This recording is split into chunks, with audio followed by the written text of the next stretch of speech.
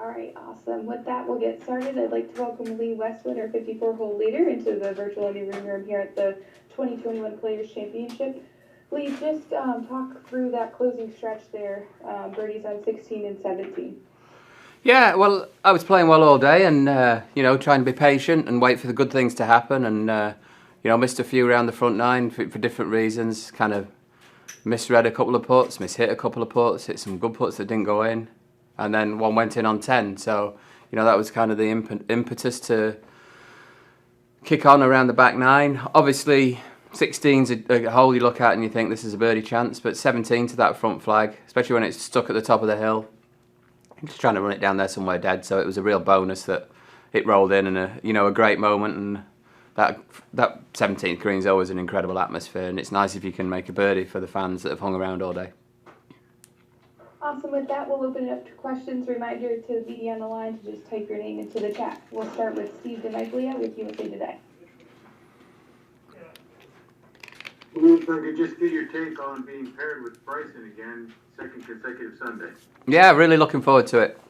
I enjoy playing with him. I enjoy his company and his caddy's company, and it's like round two, the rematch. And so, I'm going to really enjoy tomorrow. I enjoyed last Sunday, and I'm going to enjoy this Sunday. How much more different will it be on this golf course compared to Arnie's golf course, if there is going to be a difference? Well, I guess neither of us will treat it any differently. I suppose if you sat Bryson down here and you asked him which golf course would suit him more, he'd probably say Bay Hill. You can open your shoulders a little bit more around Bay Hill than you can around here. This place is a little bit more strategic. But I mean, credit to Bryson. You wouldn't associate this golf course with his style of play, and he's up there. So it shows he can adapt his game. Thanks, sir. Next up, Doug Ferguson with the Associated Press. Lee, just wanted to ask you about playing the 17th. How surprised you were that it didn't come back down, and how is it? I mean, I know you're a very skilled golfer, but how much luck is involved to make the putt? It's pure skill, Doug, making a putt like that. Obviously, no. I mean, I hit what I thought was a perfect shot. In fact, when it was in the air, I was saying to myself, "Oh, don't hit the flag! Don't hit the flag!" I mean, it was just coming down right on it, and it probably landed about 5 feet past the flag. Got a big bounce because the green does firm out as the day goes on. And then when it stuck on the hill, I thought, well, that's unusual. And then got to the putt, and the more I looked at it, the more break I could see on it, and I set it off on the line I wanted to, at the speed I wanted to, and Fitzy said that was in right off the putter, so I'll go with Fitzy. There's an element of skill, but obviously there's an element of fortune when one of those goes in. Just curious, what line did you take?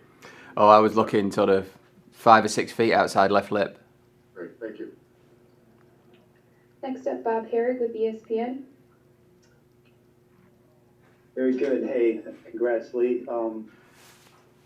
Would this be your biggest win? Yeah, undoubtedly. And why is that? I think it's probably it'll be the biggest tournament I've ever won. Bryson, we were asking him earlier about what he saw from you last week, and he credited your caddy with helping you a lot, and he was serious about it. Like he said some nice things about maybe how she might help you. I'm just curious what kind of level of truth there is to that. Obviously, you've had a lot of great caddies over the years. Yeah, I think at my stage in my career, there's not a lot a caddy can tell me, but obviously Helen gets me in a fantastic mood out there, and psychologically she can help me and say the things that I need to hear. So she helps me in that aspect, an immeasurable amount. Thank you, appreciate it. Thanks. Next up, Ryan Lavner with GolfChannel.com.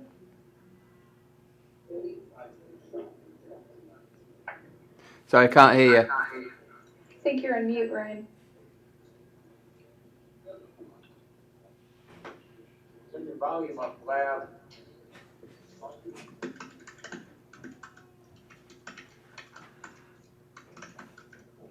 Just shout, you're not far away.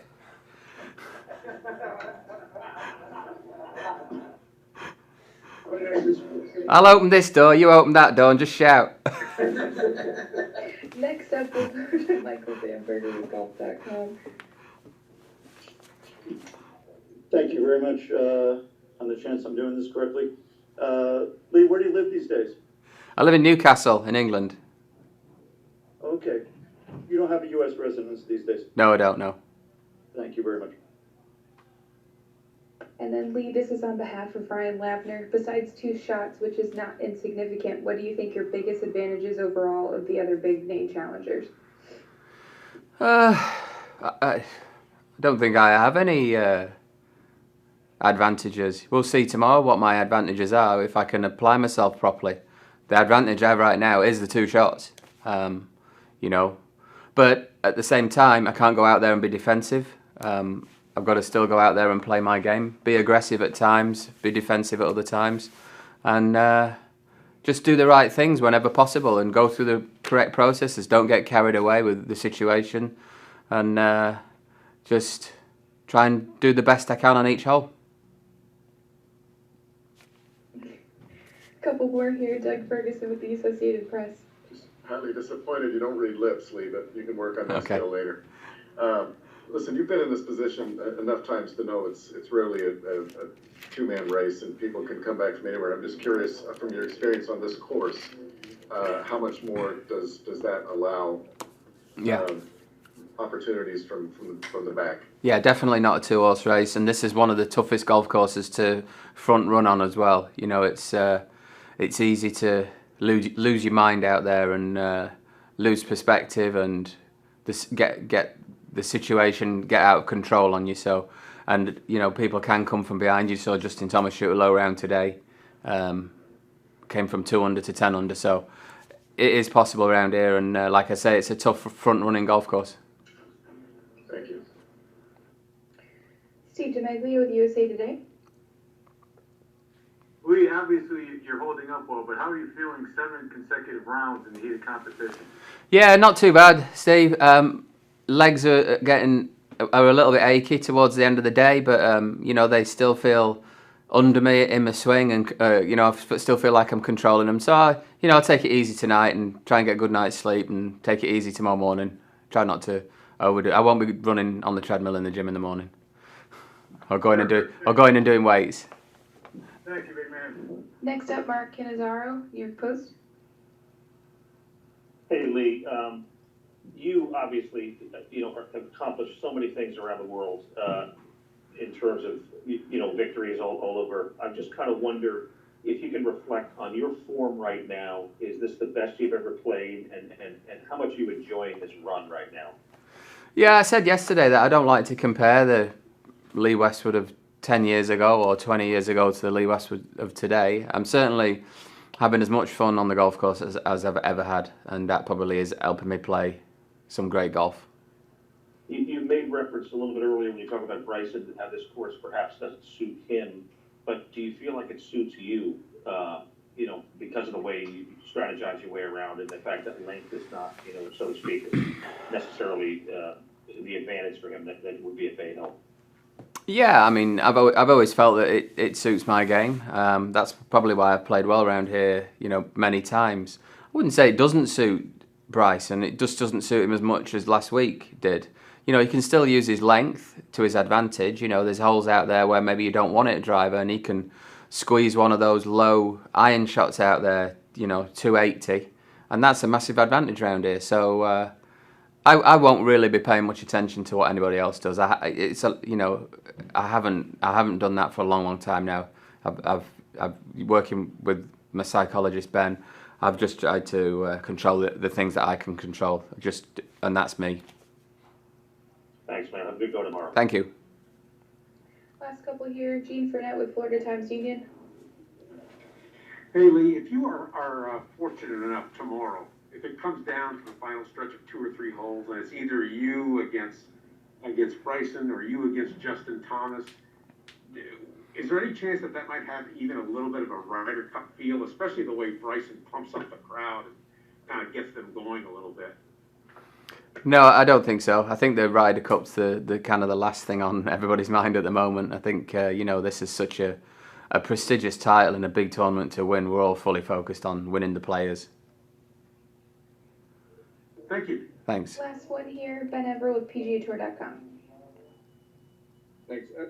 Mate, I know that you helped Sean Wayne out with the English Rugby League team from time to time. What do you think he would, and talk, to them, what do you think he would say to you tonight going into this? Keep doing what you're doing. Enjoy yourself. I think it's as simple as that. You've got to keep it simple. It can get complicated, especially when you're in final rounds. And the more simple you can make it, the better. And if you're Wigan, does that make Bryson St Helens? Oh, very much so. Yeah. Definitely. Right, better get after it then. Yeah. It's like a State of Origin game tomorrow. Good one, mate. Thanks.